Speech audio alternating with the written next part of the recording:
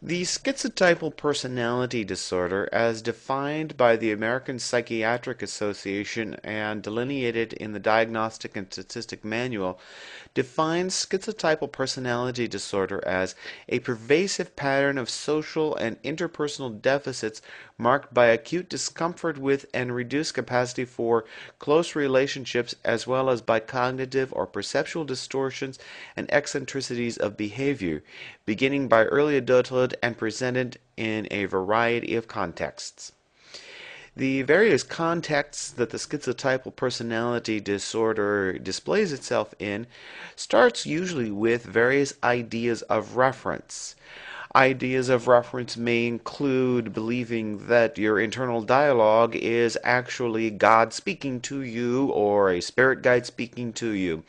A good example of this would be Sylvia Browne, one of our most famous psychics in this world today, who constantly refers to one of her spirit guides, Francine.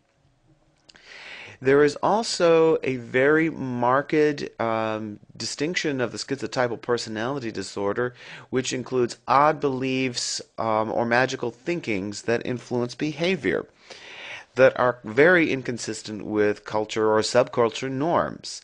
And these are high levels of belief in superstition, clairvoyance, telepathy, or other sixth senses.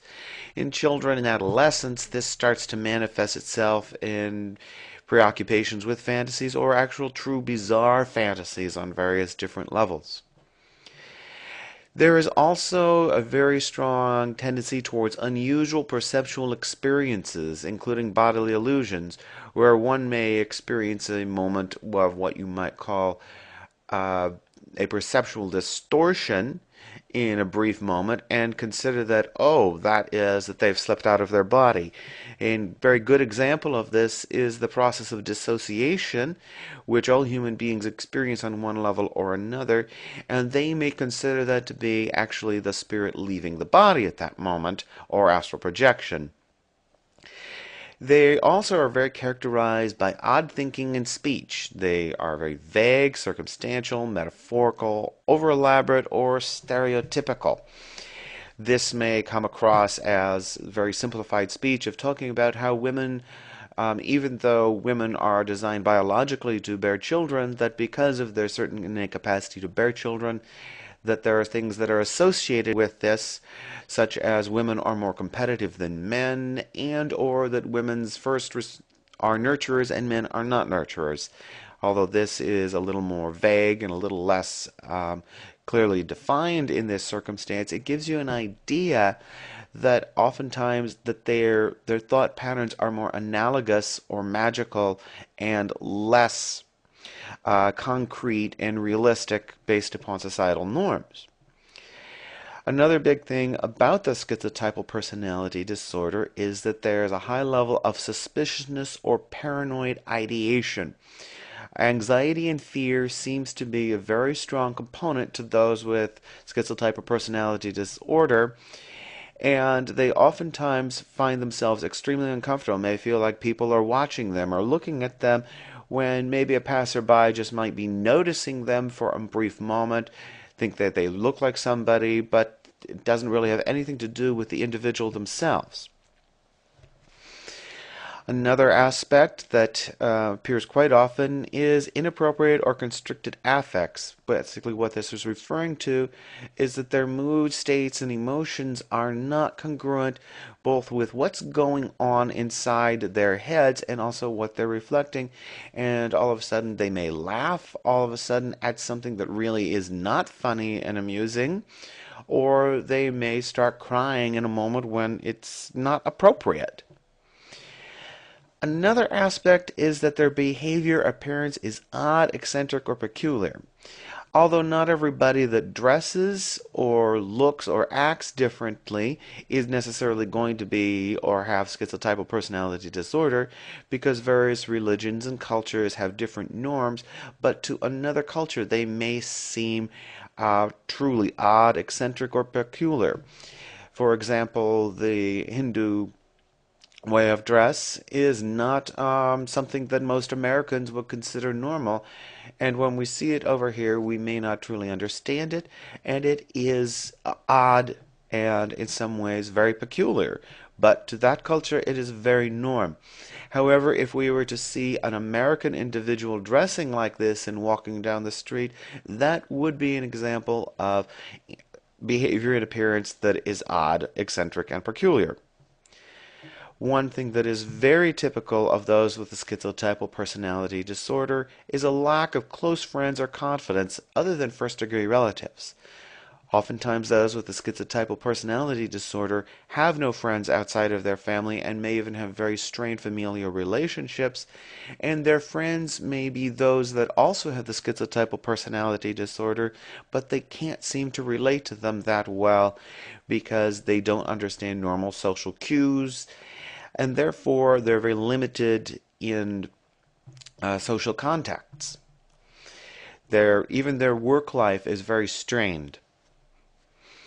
Additionally, or finally, there tends to be a high level of social anxiety that tends to be associated with paranoid fears rather than negative judgments about self.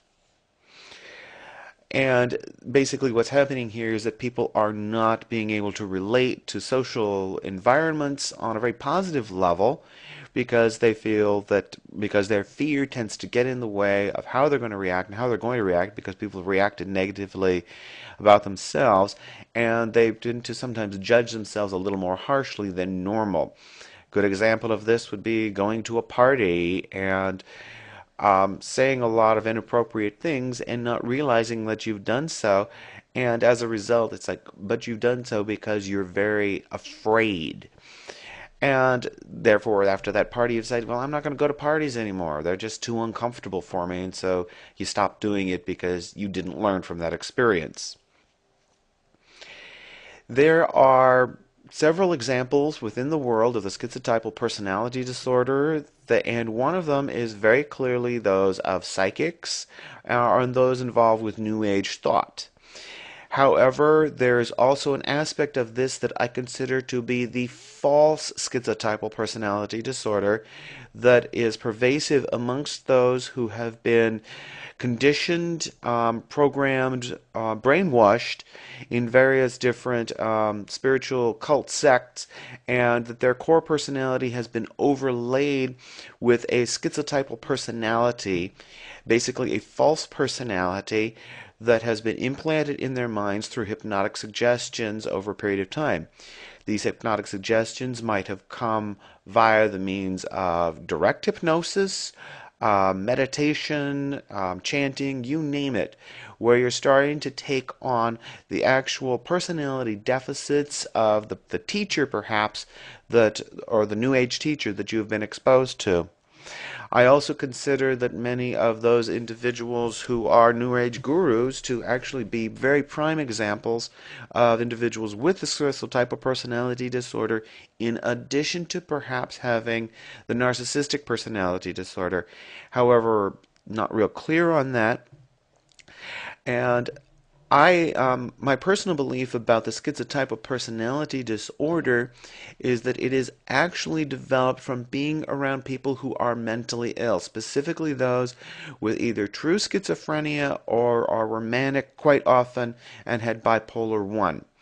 Therefore, it would be understandable to see that an individual develops this personality disorder as a means of coping with the marked mental illness that one is around.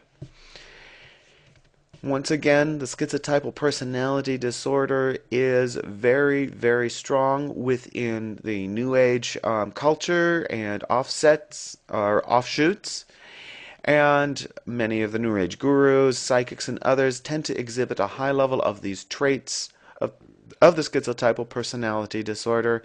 In addition, that I believe that individuals can have the schizotypal personality disorder or a false one overlaid on their core personality through brainwashing and mind control techniques. Thank you.